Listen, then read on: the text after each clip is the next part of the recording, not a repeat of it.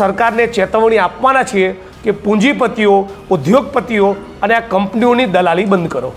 ખેડૂતોની ધીરજનો બંધ હવે તૂટવાની કગાર પર છે, કારણ કે હવે જે થવાનું છે તે ગુજરાતના રાજકારણમાં મોટી અસર પાડી શકે છે.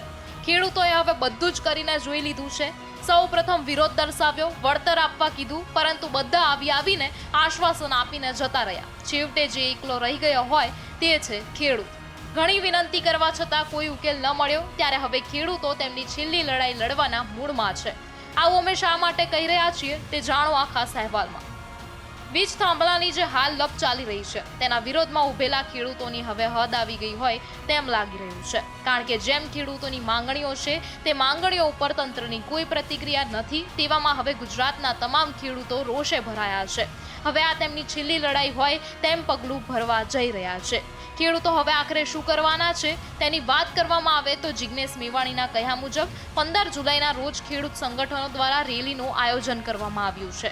આ રેલીમાં 1111 જેટલા ટ્રેક્ટરો ગાંધીનગર પહોંચવાના છે. ત્યાં જઈને સરકારને ચેતવણી આપવાની વાત કરવામાં આવી છે. વધુમાં જિગ્નેશ મેવાણીએ સરકાર પર પ્રહાર કરતા કહ્યું છે, સરકાર હવે આ પૂંજીપતિઓ, ઉદ્યોગપતિઓ અને કંપનીની દલાલી બંધ કરે. વધુમાં આ સમગ્ર મામલે જિગ્નેશ મેવાણી અને પાલ આંબલિયા શું કહી રહ્યા છે તે સાંભળી લઈએ. મિત્રો, આપણે જાણીએ છીએ એમ અને રાજ્ય સરકારે એકથી વધારે વખત કરેલા દાવા મુજબ ગુજરાત એ વીજળીના ઉત્પાદનમાં, ઇલેક્ટ્રિસિટીની બાબતમાં સરપ્લસ રાજ્ય છે. એટલે કે અહીંયા જરૂરિયાત કરતાં વધારે વીજળીનું ઉત્પાદન થાય છે. એ છતાં કેટલીક મોટી કોર્પોરેટ કંપનીઓ, પૂંજીપતિઓ, ઉદ્યોગપતિઓને સાચવવા, કરોડપતિઓને ખરબપતિ બનાવવા માટે ગુજરાતની ભારતીય જનતા પાર્ટીની સરકાર એ કંપનીઓ સાથે મિલીભગત કરી ખાસ કરીને સૌરાષ્ટ્રના અને પછી આગળ જતાં ગુજરાતના 26 જેટલા જિલ્લાઓમાં ખેડૂતોની સદંતર મરજીની વિરુદ્ધ એમના ખેતરમાં બળજબરીપૂર્વક દાદાગીરી કરીને વીજળીના થાંભલા નાખી રહ્યા છે. આ વીજળીના થાંભલા નાખી રહ્યા છે એ દરમિયાન પોલીસ પ્રશાસન જે પ્રમાણેની જબરદસ્તી અને જોર જુલમ વર્તાવી રહ્યા છે, જે પ્રમાણે બેન દીકરીઓ, માતાઓને સુરેન્દ્રનગર જિલ્લાના ધ્રાંગધ્રા તાલુકાના કોંટ ગામે, સાપકડા, મોરબીના ગામે, દ્વારકામાં, અન્ય જગ્યાએ જે પ્રમાણે બેન દીકરીઓ, માતાઓને મારી, જે પ્રમાણે યુવાનોની બોછી પકડી ગરદન પછડી, જે પ્રમાણે પશુ કે જાનવરને ઢસડતા હોય એ પ્રમાણે ખેડૂતોને વીંજોળીને ફેંકી દીધા, ખેડૂતના ખેતરમાં ઘૂસી એમની ખાનગી જગ્યાના તાળા તોડ્યા, બહુ જ બેહુદું અને અમાનવી કહી શકાય એ પ્રમાણેનું વર્તન કંપનીઓના ઇશારે ગુજરાતની ભાજપ સરકારે કરેલું છે. આખા ગુજરાતમાં લગભગ 26 જેટલા જિલ્લામાં આ પ્રમાણે વીજળીના થાંભલા લાગવાના છે.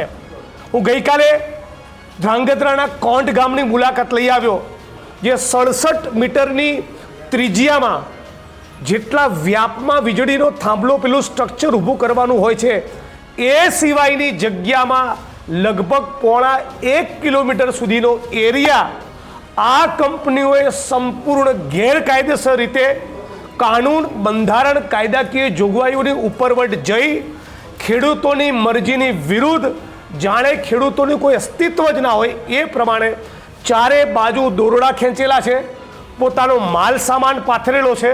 એટલે કે ખેડૂતોની ખેતીની જમીનની વપરાશ એ કલેક્ટરે આપેલી પરવાનગી સિવાય કરવાની, પણ એના વળતરનું એક ફદિયું પણ નહીં આપવાનું.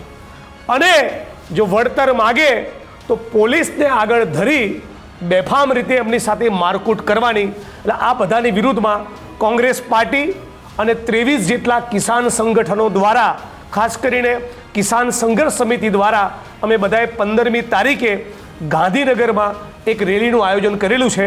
રેલીમાં 1111 જેટલા ટ્રેક્ટરો ગાંધીનગર પહોંચશે.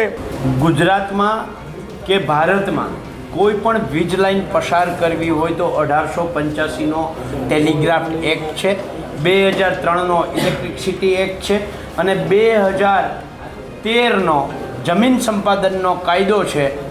1885, 2003 આ બંને કાયદા એમ કહે છે કે મિનિમમ ડેમેજ, મેક્સિમમ કમ્પન્સેશન. 2013નો જમીન સંપાદનનો કાયદો એમ કહે છે કે માર્કેટ ભાવનું 4 ગણું ખેડૂતોને વળતર આપો. આ ગુજરાત સરકારે આ 3 કાયદાઓ ઉપર બુલડોઝર ફેરવી અને 2017, 21, 23, 24 એમ 4 વર્ષોમાં અલગ અલગ પરિપત્રો કરી અને જંત્રી ભાવના, નહીં માર્કેટ ભાવ, જંત્રી ભાવના પહેલાં 7.5%, પછી 15% અને અત્યારે 25% વળતર ખેડૂતોને આપવાનું નક્કી કર્યું છે. એટલે જે ગઈકાલે જીતુભાઈ કહેતા હતા કે ખેડૂતો સાથે કોઈ છેતરપિંડી કરે તો નહીં ચલાવાય, અરે ભાઈ સરકાર પોતે જ છેતરપિંડી કરે છે, કાયદાઓ ઉપર બુલડોઝર ફેરવીને છેતરપિંડી કરે છે, પોતાની માનીતી કંપનીઓને ફાયદો કરાવવા માટે કાયદાઓ ઉપર બુલડોઝર ફેરવી અને પરિપત્રો કરે છે. અને એ પરિપત્રમાં 67 મીટરની પહોળાઈમાં કામ કરવાનો કલેક્ટરનો હુકમ હોય છે. 67 મીટર આ થાંભલો ઊભો હોય, 33 મીટર આ બાજુ, 33.5 મીટર આ બાજુ, અને એ રીતે એને આ જગ્યામાં કામ કરવાનો હુકમ છે. આની બહાર જેમ જિજ્ઞેશભાઈએ કહ્યું એમ 0.5 કિલોમીટર સુધી ખેડૂતના ખેતરોમાં એનો માલ સામાન પાથરે છે. આમ હાથ લાંબો કરીએ એમ તાણિયાઓ, લગભગ 400 મીટરના તાણિયાઓ એ થાંભલો ઊભો કરવા માટે લગાવે છે. તો આ 67 મીટરની બહાર જે 350 મીટર ઉપયોગ કરે છે એમાં નથી ખેડૂત પાસેથી વપરાશી હક લેતા, નથી ખેડૂતને એ જમીન ભાડા કરારથી લેતા. અને આશ્ચર્ય અને દુઃખની વાત એ છે કે જે 67 મીટરના કોરિડોરને અમે ખેડૂતો માન્ય રાખીએ છીએ, પરિપત્ર મુજબ છે તેમ છતાંય માન્ય રાખીએ, તો એ 67 મીટરનો અમલ એસપીએ કરાવવાનો હોય છે, કલેક્ટરે કરાવવાનો હોય, પોલીસ પ્રશાસને કરાવવાનો હોય. આ 67 મીટરની બહાર 1 ફૂટ એ પગ મૂકે તો અહીંયા ખેડૂતનો અબાધિત અધિકાર છે કે એ પગ મૂકવા દેવાના કેટલા રૂપિયા લેવા. એની જગ્યાએ આ ખેતર તો છોડો, આસપાસના 5 ખેતરમાં ખેડૂતોને અંદર ઘૂસવા નથી દેતા. તો હવે સવાલ માત્ર વીજ થાંભલાનો નથી, સવાલ ખેડૂતોના અસ્તિત્વનો બની ગયો છે. ખેડૂતોનો આરોપ છે કે વારંવાર રજૂઆતો, વિરોધ અને આવેદનો છતાં સરકારના કાન પર જો પણ નથી રેંગતી. હવે 15 જુલાઈએ 1111 ટ્રેક્ટરો સાથે ગાંધીનગર કૂચની જાહેરાત કરવામાં આવી છે. જો આટલી મોટી સંખ્યામાં ખેડૂતો રાજધાની તરફ કૂચ કરશે તો આ માત્ર એક રેલી નહીં પરંતુ સરકાર સામેનો શક્તિ પ્રદર્શન બનશે. સવાલ એ પણ છે કે આખરે સરકાર ખેડૂતોની વાત સાંભળશે કે પછી ફરી એકવાર આશ્વાસનનો ઢગલો જ ખવડાવવામાં આવશે. અને જો ખેડૂતોની આ છેલ્લી લડાઈ પણ નિષ્ફળ જશે તો પછી આ આંદોલન ક્યાં સ્વરૂપે આગળ વધશે. એક વાત સ્પષ્ટ છે, હવે ખેડૂતો પાછળ હટવાના મૂડમાં નથી અને 15 જુલાઈએ ગાંધીનગરમાં સરકાર સામે ખેડૂતોનો આક્રોશ કેટલો પ્રચંડ બનશે તેના પર સમગ્ર ગુજરાતની નજર મંડરાયેલી છે. કારણ કે હવે ખેડૂત વળતર નહીં, જવાબ માંગે છે અને જવાબ નહીં મળે તો ગાંધીનગરના દરવાજા ખખડાવા નહીં પરંતુ ધ્રુજાવવા પહોંચશે. તમારું આ વિશે શું માનવું છે તમને કમેન્ટ કરીને જરૂરથી જણાવજો.